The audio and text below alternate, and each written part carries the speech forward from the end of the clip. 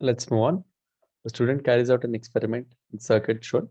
The component is labeled as a diode. Connect a diode connected either way around in the dashboard labeled X. Now,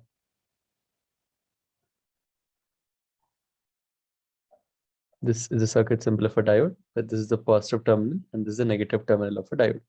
Now, if I apply a voltage of plus 6 volt from A to B, the diode is in forward bias condition, which means the student will notice current flowing through the ammeter.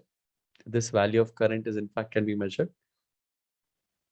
Since the total resistance is 3 plus 3, that's 6 ohm, the total voltage is 6 volt, a current of approximately 1 ampere is measured. When you reverse bias it, that is when you apply a negative voltage from A to B, the diode becomes reverse biased. And in the reverse bias condition, the diode does not conduct, or it acts as an open switch, which means there is no current flowing in the ammeter. It acts as an open switch or an open circuit.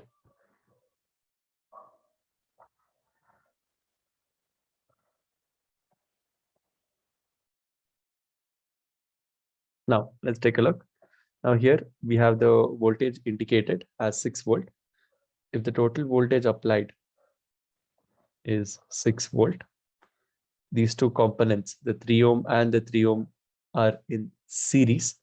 So the voltage will be split between each of them, which means the voltage here is 3 volt, but the voltage here is 3 volt, while there is no change to frequency. So the maximum voltage will reduce to 3 volt, while no change in frequency will occur. So this is approximately a graph of the output shown. Part D is out of syllabus, and hence we'll ignore the question.